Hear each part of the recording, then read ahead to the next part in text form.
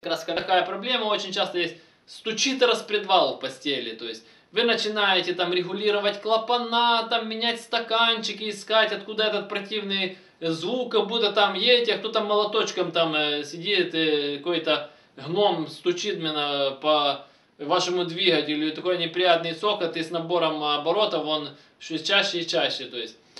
И вы ездите к регулировщикам клапанов, он там колдует шайбами, что-то меняет, но проблема не уходит. Это значит, что у вас разбита постель распредвала. Почему она разбивается? Из-за основные причины это из-за того, что используете плохое масло, вы меняете не вовремя масло. Может, вы и меняете, и вовремя, и хорошо заливаете. Ну, если вы машину покупали не новую, вы не знаете, что было до вас. То есть, как там ездили, как эксплуатировали. Что происходит? Постель распредвала, будем так сказать, является крайней точкой в масляной системе. Ну, образно, грубо говоря. Потому что масляный насос находится снизу. Пока он прокачивает через блок масла, пока его закачивает в головку, потом через масляные каналы головки на распредвал. И уже с постели распредвала, грубо говоря, в обратном порядке. И очень часто вы видите, вроде давление масла у вас нормально. И еще такая распространенная проблема тоже убивается постель распредвала, когда у вас, допустим, масляный насос устает. Или, допустим, у вас двигатель уже там, вкладыши были подуставшие, вы ездили, и вы себе сделали капиталку, там шлифанули коленвал, вы шлифанули поставили новые вкладыши, все, сделали капиталочку, а про голову, что вы не подумали, что не только вкладыши изнашиваются, но и постель в распредвале, которая, грубо говоря, там нет никаких вкладышей, там просто тупо алюминий, об который трется стальной распредвал. И, соответственно, при этом он крайняя точка, и, соответственно, давление до него доходит в последнюю очередь. И то, что вы, во-первых, видите, датчик находится чуть, будем так говорить, тоже он в головке, но все равно еще после него только идут уже масляные каналы, которые подают на распредвал. Так вот, так как у восьмерок, там девяток нету датчика давления, только лампочка, которая сообщает, что там у вас давление. Но она загорается тогда, когда уже давление критичное. То есть вы не знаете, вы можете ездить на низком давлении, от этого у вас там и вкладыши устают. И, соответственно, постель тоже устает со временем. И появляется вот этот стук. И мне вот это задают вопрос. Как, что сделать, как восстановить? Начнем с конца. Никак.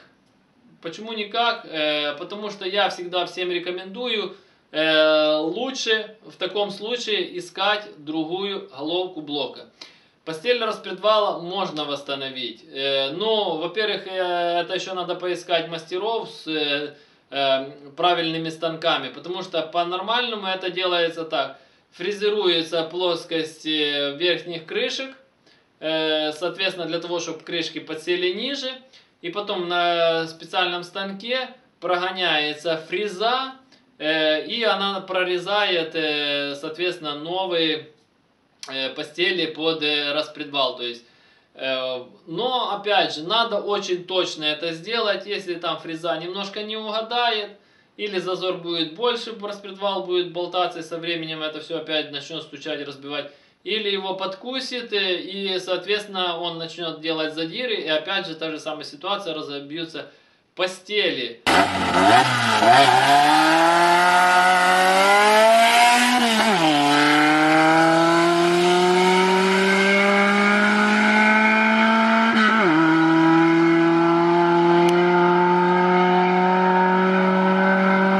Многие там, так сказать, умники берут просто верхние крышки, там на наждачке, там на шлифовальном камне, сточил и типа прижал распредвал, и типа я решил эту проблему.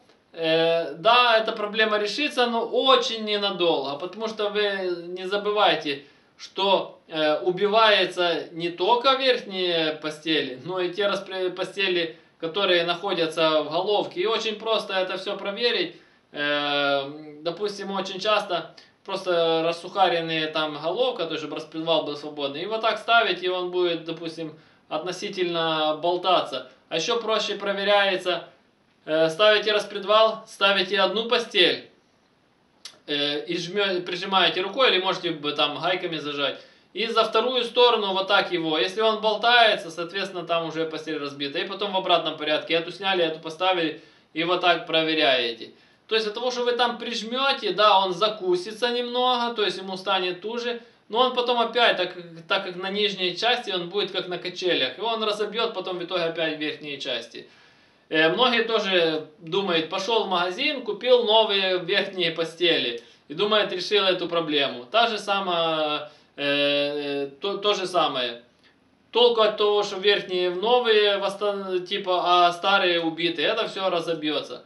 Поэтому я рекомендую, если у вас разбита постель, просто ищите другую хорошую живую головку блока с живой постелью. Ну а для того, чтобы таких проблем не возникало, просто не допускайте до того, чтобы постель убивалась. Потому что, я же говорю, причины это все те же. Масло, давление, и катаетесь на убитых двигателях до последнего, потом капиталите низ, а потом вспоминаете, что голова застучала. То есть, ну и так же само сам распредвал, то есть нужно смотреть на его состояние. Если была убитая постель, соответственно, она даст износ и на шейке распредвала. Поэтому, если вы нашли другую голову, посмотрите, во-первых, на состояние распредвала не только постелей. Должны быть живые и постели, и должен быть живой распредвал. Вот так же само простым способом это проверяется, чтобы оно не болталось.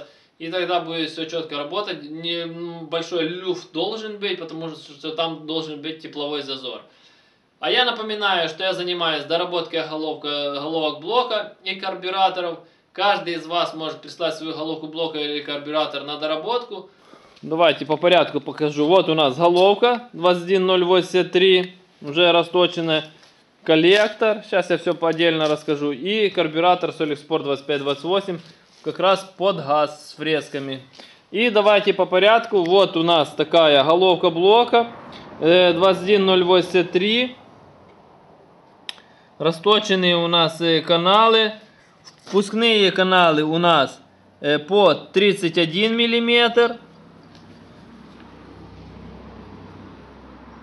Выпускные у нас по 29 мм. По всей длине.